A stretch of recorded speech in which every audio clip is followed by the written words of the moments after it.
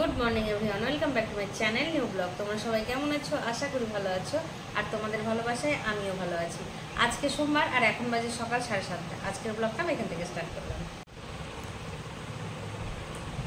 তো সকাল সকাল ঘুম থেকে উঠে গেছি, গোপাল সোনাকেও ঘুম থেকে তুলে দিয়েছি, আর এখন এই যে আমি এখন চা নিয়ে বসেছি, এখন চাটা খাচ্ছি।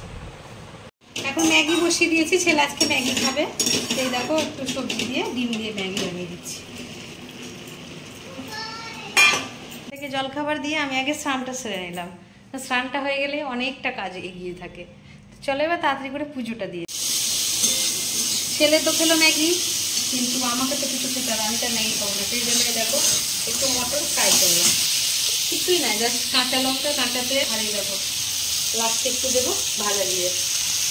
দারুণ টেস্ট হয়, মুড়ি দিয়ে খুব ভালো লাগে, চটপট একটা ব্যাপার। খুব খিদে পেয়েছে, এখন খেতে লেগেছি। এই দেখো জিনিসটা এরকম হয়েছে।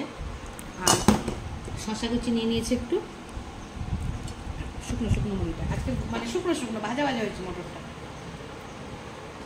এখন রান্না করবো, রান্না করে এসেছি। তো আজকে রান্না হবে দেখো ডিম, আজকে ডিমের ঝোল রান্না হবে। আজকে গরম লাগছে খুব, শরীরটাও ভালো লাগছে না, আজকে বেশি কিছু রান্নাই করবো না, শুধু ডিমের ঝোল আর ভাত করবো। তো চলো এখন তাড়াতাড়ি করে ডিমটা রান্না করি। ডিমগুলো একটু করে ছিঁড়ে দিলাম,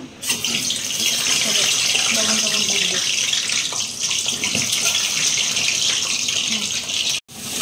তো আমার এখানে দেখো মশলা, আলু, ডিম সব একসাথে কষানো হয়ে গেছে। প্রথমে মশলা কষিয়ে নিলাম, তারপরে এই যে ডিম আর আলুটা দিয়েছি, আর এই যে পাশে গরম জল বসিয়েছি।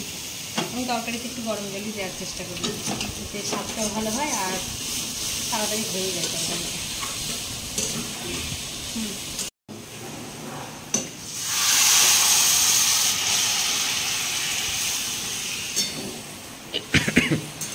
আর একটু জল কারণ ডাল তো করলি, সেই জন্য একটু ঝোল ঝোলই করবো। নিবি এনে, আমার ছেলে দুটো ডিম খাবে, দেখো দুটো ডিম দিয়ে দিয়েছি, ডিম ওর খুব প্রিয়। তো এখন আমি খেতে বসে গেছি। আজকে কিন্তু শুধু ডিমের ঝোল আর ভাত, আগেই বললাম।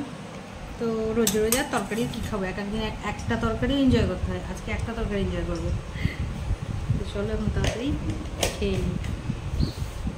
এখন বাজছে বিকেল 5:45 মতো, সন্ধে হয়ে যাচ্ছে। আমি আবার সন্ধেটা দিয়ে দিব, তার আগে একটু চা বানাবো, চা খাবো, দিয়ে সন্ধেটা দিয়ে দেবো।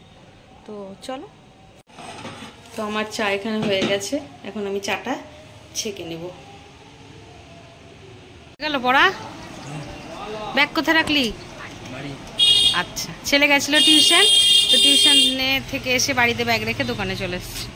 তোদের যা মাঠে যা খেলগা। আমাদের দোকানের পাশে মানে পেছনে একটা মাঠ আছে, তোমাদেরকে দেখিয়েছি আগে।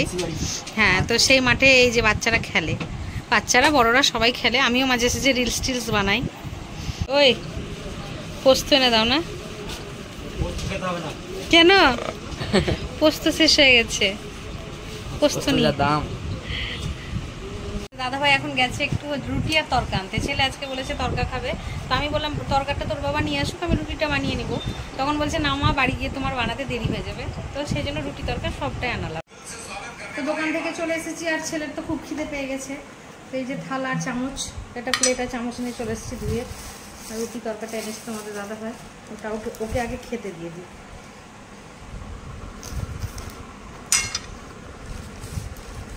রুটিগুলো নরম আছে, আমি বললাম বাড়িতে আমি রুটিটা বানিয়ে দিই, তরকাটা শুধু আনাই। কিন্তু ওর মানে খিদেও পেয়েছে আসলে, ওর বলছে না আমি আর দাঁড়াতে পারছি না, রুটিটাও আনা বাবা করে।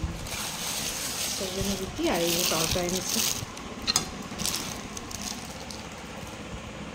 তরকা খেতে খুব পছন্দ করে, আমি বাড়িতেই বানাই, তোমরাও দেখো ভিডিওতে যে আমি বাড়িতে বেশিরভাগ রান্না হয়, তবুও এক একদিন মনে হয় বাইরে থেকে খেতে, তো সেটা খুব কম খাওয়া হয় আমাদের। তো খুব ভালো লাগলো খেতে, তরকাটা খুব সুন্দর বানিয়েছে। তো তোমাদের দাদাভাই বলছে না তোমারটাই ভালো লাগে খেতে। তো যতই আমারটা ভালো লাগুক, বাড়িতে করি ঘরোয়া, মানে তোমাদের দাদাভাই একটু বাড়ির খাবার খেতে পছন্দ করে, বাইরের খাবার খুব একটাও পছন্দ করে না, সেই জন্য বলছে তোমারটাই বেশি ভালো লাগে। কিন্তু না গো, তরকাটা সত্যি খুব ভালো ছিল। যাই হোক, আজকের ব্লগটা এতটা অবধি রাখছি। আজকের ব্লগটা যদি তোমাদের ভালো লেগে থাকে তবে লাইক, কমেন্ট, শেয়ার এবং সাবস্ক্রাইব করতে ভুলো না। সবাই ভালো থেকো, সুস্থ থেকো, দেখা হচ্ছে নেক্সট ব্লগে। Good night.